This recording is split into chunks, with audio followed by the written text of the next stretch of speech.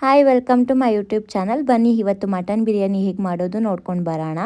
ಒಂದು ಜಾರಿಗೆ ಒಂದು ಬೆಳ್ಳುಳ್ಳಿ ಸ್ವಲ್ಪ ಹಾಕ್ಕೊಂಡು ಒಂದು 4-5 ಗೋಡಂಬಿ ಹಾಕ್ಕೊಂಡು ಮೆಣಸು ಜೀರಿಗೆ ಲವಂಗ ಎಲ್ಲ ಹಾಕ್ಕೊತಿದ್ದೀನಿ. ಸೊ ಹಾಗೆ ಒಂದು ಸ್ವಲ್ಪ ಪುದೀನ ಹಾಕ್ಕೊಳ್ಳೋಣ, ಇದು ರುಚಿಗೆ ಬೇಕಾಗುತ್ತೆ ಅನ್ನೋದಕ್ಕೋಸ್ಕರ. ಹಾಗೆ ಒಂದು ಸ್ವಲ್ಪ ಕೊತ್ತಂಬರಿ ಹಾಕ್ಕೊತಾ ಇದ್ದೀನಿ. ಹಾಗೆ ಖಾರಕ್ಕೆ ಎಷ್ಟು ಬೇಕು ಮೆಣಸಿನ್ಕಾಯಿ ಅಂತ ನೋಡಿಕೊಂಡು ಒಂದು ಸ್ವಲ್ಪ ಮೆಣಸಿನ್ಕಾಯಿ ತೊಗೊಂಡಿದ್ದೀನಿ. ನಾನು ಒಂದು 6 ಮೆಣಸಿನ್ಕಾಯಿ ತೊಗೊಂಡಿದ್ದೀನಿ. ಸೊ ನಾನು ತೊಗೊತಿರೋ ಪ್ರಮಾಣ ಬಂದು ಅರ್ಧ kg ಮಟನಿಗೆ ಒಂದು ಅರ್ಧ ಈರುಳ್ಳಿ ತೊಗೊತಾ ಇದ್ದೀನಿ, ಟೇಸ್ಟ್ ಚೆನ್ನಾಗಿ ಬರುತ್ತೆ ಅನ್ನೋದಕ್ಕೋಸ್ಕರ. ಸೊ ಇದನ್ನು ರುಬ್ಕೊಳ್ಳೋಣ. ಈಗ ರುಬ್ಕೊಂಡು ಮಧ್ಯ ನೋಡ್ಕೊತಾ ಇರಬೇಕು ತೆಳ್ಳಗೆ ಬೇಕಾ ಏನು ಅಂತ. ಸೊ ನನಗೆ ಇನ್ನೂ ತೆಳ್ಳಗೆ ಬೇಕು ಅನ್ನೋದಕ್ಕೋಸ್ಕರ ನೀರು ಹಾಕ್ಕೊತಾ ಇದ್ದೀನಿ. ಹಾಗೆ ಕಾಯಿ ಹಾಕಿದ್ರೆ ರುಚಿ ಸಿಗುತ್ತೆ ಅನ್ನೋದಕ್ಕೋಸ್ಕರ, ಗಟ್ಟಿ ಬರುತ್ತೆ ಅಂತ ಒಂದು ಸ್ವಲ್ಪ ಕಾಯಿ ಹಾಕ್ಕೊಂಡು ಮತ್ತೆ ತರ್ತರಿಯಾಗಿ ರುಬ್ಕೊತಿದ್ದೀನಿ. ಈಗ ಒಂದು ಕುಕ್ಕರ್ ತೊಗೊಂಡು ಆಯಿಲ್ ಹಾಕ್ಕೊಂಡು, ಸೊ ನಾವು ಮಟನ್ ಸಪ್ರೇಟಾಗಿ ಬೇಯಿಸ್ಕೋಬೇಕಲ್ವ, ನೋಡಬೇಕು ಯಾವ ಮಟನ್ ಎಳೆದ ಏನು ಅಂತ. ನಮ್ಮದು ಎಳೆ ಮಟನ್ ಅಲ್ಲ, ಸೊ ಅದಕ್ಕೋಸ್ಕರ ಅರ್ಧ ಈರುಳ್ಳಿ ಹಾಕ್ಕೊಂಡು ಮಟನ್ ಹಾಕ್ಕೊತಾ ಇದ್ದೀನಿ. ಸೊ ಒಂದೆರಡು ಕೂಗಿಸ್ಕೊಂಡ್ರೆ ಬಿರಿಯಾನಿ ಮಾಡಬೇಕಾದ್ರೆ ಅಷ್ಟೊಂದು ಕೂಗಿಸೋ ಅವಶ್ಯಕತೆ ಇರಲ್ಲ ಅನ್ನೋದಕ್ಕೋಸ್ಕರ ಮಟನ್ ಹಾಕ್ಕೊಂಡು ರುಚಿಗೆ ಎಷ್ಟು ಬೇಕೋ ಅಷ್ಟು ಉಪ್ಪು ಹಾಕ್ಕೊಂಡು, ಸೊ ನಾನು ಅದನ್ನು ತಿರುಗಿಸ್ಕೊತಾ ಇದ್ದೀನಿ. ಅದು ಆದಮೇಲೆ ಒಂದು ಸ್ವಲ್ಪ ಅರಿಶಿನ ಹಾಕ್ಕೊತಿದ್ದೀನಿ. ರುಚಿಗೆ ಸ್ವಲ್ಪ ಖಾರದ ಪುಡಿ, ಒಂದು ಸ್ವಲ್ಪ ಧನಿಯಾ ಪುಡಿನೂ ಮಿಕ್ಸ್ ಮಾಡ್ಕೊತಿದ್ದೀನಿ. ಕೂಗು ಬರಬೇಕಾದ್ರೆ ಅದು ಹಸಿ ಹಸಿ ಸ್ಮೆಲ್ಲು ಬರಲ್ಲ ಅನ್ನೋದಕ್ಕೋಸ್ಕರ ಅಷ್ಟೇ. ಸೊ ಚೆನ್ನಾಗಿ ಮಿಕ್ಸ್ ಮಾಡಿಕೊಂಡು ಒಂದೆರಡು ನಿಮಿಷ ಉಪ್ಪಲ್ಲಿ ಬೇಯಲಿ ಅಂತ ನಾನು ಕುಕ್ಕರ್ ಕ್ಲೋಸ್ ಮಾಡ್ತಾಯಿದ್ದೀನಿ.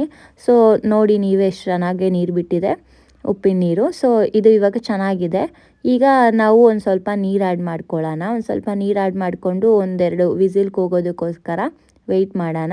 ಸೊ ನಾನು ತಿರುಗಿಸ್ಕೊಂಡು ಈಗ ಕುಕ್ಕರ್ ಕ್ಲೋಸ್ ಮಾಡ್ತೀನಿ, ಒಂದೆರಡು ವಿಸಿಲ್ ಬರಲಿ ಅನ್ನೋದಕ್ಕೋಸ್ಕರ. ನೀಟಾಗಿ ಬೇಯುತ್ತಾಗ ಅಷ್ಟು ಇದನ್ಸೋದಿಲ್ಲ ಬಿರಿಯಾನಿ ಇಲ್ಲಿ ಬೇಯಬೇಕಾದ್ರೆ. ಸೊ ಈಗ ಬೇರೆ ಕುಕ್ಕರ್ ತೊಗೊಂಡು ಗ್ಯಾಸ್ ಹಚ್ಕೊಂಡು ಕಾಯಿಲಿ ಅಂತ ಸ್ವಲ್ಪ ಬಿಟ್ಟು ಒಂದು ಸ್ವಲ್ಪ ಆಯಿಲ್ ಹಾಕ್ಕೊತಿದ್ದೀನಿ. ಯಾಕಂದರೆ ಆಲ್ರೆಡಿ ಅದರಲ್ಲಿ ಬೇಯೋಕೆ ಆಯಿಲ್ ಹಾಕಿದ್ದೆ ಅಲ್ವಾ, ಸ್ವಲ್ಪ ಜಾಸ್ತಿ ಆಯಿಲ್ ಆಗಿಬಿಡುತ್ತೆ ಅಂತ ಸ್ವಲ್ಪ ಆಯಿಲ್ ಹಾಕ್ಕೊಂಡು ಎಲೆ, ಒಂದು ಏಲಕ್ಕಿ, ಲವಂಗ ಎಲ್ಲ ಹಾಕ್ಕೊಂಡಿದ್ದೀನಿ.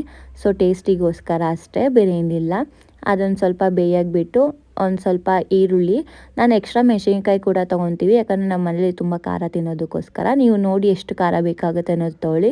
ಒಂದು ಸ್ವಲ್ಪ ಶುಂಠಿ ಬೆಳ್ಳುಳ್ಳಿ ಪೇಸ್ಟ್ ಹಾಕ್ಕೊತಾ ಇದ್ದೀನಿ. ನಾವು ಮನೇಲೇ ಮಾಡೋದ್ರಿಂದ ಟೇಸ್ಟ್ ಚೆನ್ನಾಗಿ ಬರುತ್ತೆ. ಸೊ ಒಂದು ಟೊಮೆಟೊ ನಿಮ್ಗೆ ಎಷ್ಟು ಬೇಕಾಗುತ್ತೆ ಅಷ್ಟು ನೋಡಿ ತೊಗೊಳ್ಳಿ. ನಾನು ದಪ್ಪದೊಂದು ಟೊಮೆಟೊ ತೊಗೊಂಡು ಮಿಕ್ಸ್ ಮಾಡ್ಕೊತಾ ಇದ್ದೀನಿ.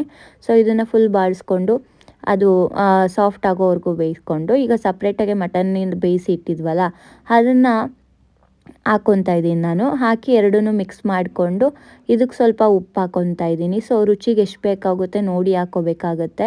ಸೊ ನಾನು ಇದೊಂದು ಸ್ವಲ್ಪ ಉಪ್ಪು ಹಾಕ್ಕೊಂಡು ಬಾಡಿಸ್ಕೊತಾ ಇದ್ದೀನಿ. ಸೊ ಬೇಯಲಿ ಸ್ವಲ್ಪ ಹೊತ್ತು ಅಂತ ಬಿಟ್ಟೆ. ಸೊ ಆಮೇಲೆ ಒಂದು ಸ್ವಲ್ಪ ಖಾರಕ್ಕೆ ಖಾರದ ಪುಡಿ, ಆಮೇಲೆ ಒಂದು ಸ್ವಲ್ಪ ಧನಿಯಾ ಪುಡಿ, ಇನ್ನೊಂದು ಸ್ವಲ್ಪ ಚಿಕನ್ ಮಸಾಲ ಹಾಕ್ಕೊತಾ ಇದ್ದೀನಿ ಟೇಸ್ಟಿಗೋಸ್ಕರ ಅಷ್ಟೇ. ಸೊ ಇದನ್ನು ಹಾಕ್ಕೊಂಡು ಮತ್ತೆ ನೀಡಿಸ್ಕೊತಾ ಇದ್ದೀನಿ, ನೀಟಾಗಿ ಖಾರ ಎಲ್ಲದಕ್ಕೂ ಹಿಡೀಲಿ ಅನ್ನೋದಕ್ಕೋಸ್ಕರ. ಸೊ ಇವಾಗ ರುಬ್ಬಿರೋದನ್ನ ಮಸಾಲ ರುಬ್ಬಿ ಇಟ್ಟಿದ್ವಿ ಅಲ್ವ ಸಪ್ರೇಟಾಗೆ, ಅದನ್ನು ಹಾಕಿ ನೀಟಾಗಿ ಕುದಿಯೋಕ್ಕೆ ಬಿಡಬೇಕು. ಯಾಕಂದರೆ ನಾವೇನು ಮಸಾಲ ರುಬ್ಕೊಂಡಿದ್ದೀವಿ ಎಲ್ಲ ಹಸಿದು. ಬೆಂದಾದಮೇಲೆ ಒಂದು ಸ್ವಲ್ಪ ಮೊಸರು ತೊಗೊಂಡು ಹಾಕ್ಕೊತಿದ್ದೀನಿ. ಸೊ ಮೊಸರು ಹಾಕಿದ್ರೆ ಖಾರ ಇದ್ದರೆ ಕಮ್ಮಿ ಆಗುತ್ತೆ, ಟೇಸ್ಟ್ ಚೆನ್ನಾಗಿ ಬರುತ್ತೆ ಅನ್ನೋದಕ್ಕೋಸ್ಕರ. ಸೊ ಇವಾಗ ನೋಡಿ ಬೆಂದಿದೆ. ಸೊ ನಾನಿವಾಗ ಒಂದು ಸ್ವಲ್ಪ ನೀರು ಆ್ಯಡ್ ಮಾಡ್ಕೊತಾ ಇದ್ದೀನಿ ಬಿರಿಯಾನಿಗೆ. ನಾನು 1.5 ಲೋಟ ಅಕ್ಕಿ ತೊಗೊಂಡಿರೋದ್ರಿಂದ 3 ಲೋಟ ನೀರು ಹಾಕಿದ್ದೀನಿ. ನೀವು ಎಷ್ಟು ತೊಗೊತೀರ ನೋಡಿ ಹಾಕ್ಕೊಳ್ಳಿ. ಸೊ ಇವಾಗ ಕುದ್ದಿ ಆಗಿದೆ, ಅದಕ್ಕೋಸ್ಕರ ನಾನು 1.5 ಲೋಟ ಅಕ್ಕಿ ತೊಗೊಂಡಿದ್ದನ್ನ ನೆನೆಸಿ ಇಟ್ಟಿದ್ದೆ, ಅದನ್ನು ಹಾಕ್ಕೊತಾ ಇದ್ದೀನಿ. ಹಾಕ್ಕೊಂಡು ತಿರುಬಿಟ್ಟು ಹಾಗೆ ಸ್ವಲ್ಪ ಹತ್ತು ಇಟ್ಟು ಹಂಗೆ ಒಂದು ಅರ್ಧ ನಿಂಬೆಹಣ್ಣು ತೊಗೊತಿದ್ದೀನಿ. ಖಾರ ಏನಾದ್ರು ಜಾಸ್ತಿ ಆಗಿದ್ರೆ ಇಲ್ಲ ಹಸಿ ಹಸಿ ಸ್ಮೆಲ್ ಬರಬಾರ್ದು ಅನ್ನೋದಕ್ಕೋಸ್ಕರ ಅರ್ಧ ನಿಂಬೆಹಣ್ಣು ಹಾಕ್ಕೊಂಡು ತಿರುಗ್ಕೊಂಡು, ಸೊ ಒಂಡತ್ತಿಗೆ ಎಲ್ಲ ತಿರುಗಿ ಮಿಕ್ಸ್ ಮಾಡಿಕೊಂಡು ಟೇಸ್ಟ್ ನೋಡಿಕೊಂಡು ರುಚಿ ಇದೆಯಾ ಅಂತ. ಸೊ ಈಗ ಕುಕ್ಕರ್ ಕ್ಲೋಸ್ ಮಾಡಿದೆ. ಜಸ್ಟ್ ನಮ್ಗೆ ಒಂದು ವಿಸಿಲ್ ಬಂದರೆ ಸಾಕು, ಯಾಕಂದರೆ ಆಲ್ರೆಡಿ ನಾವು ಮಟನ್ ಬೇಯಿಸಿಟ್ಟಿದ್ದೀವಲ್ಲ ಅದಕ್ಕೋಸ್ಕರ. ಸೊ ಒಂದು ವಿಸಿಲ್ ಬರೋಕ್ಕೋಸ್ಕರ ವೆಯ್ಟ್ ಮಾಡಿ. ವಿಸಿಲ್ ಬಂದಿದೆ, ಈಗ ನಾವು ತಿನ್ನೋಕ್ಕೆ ಬಿರಿಯಾನಿ ರೆಡಿ ಆಗಿದೆ. ನೀವು ಒಂದು ಟ್ರೈ ಮಾಡಿ ಮನೇಲಿ.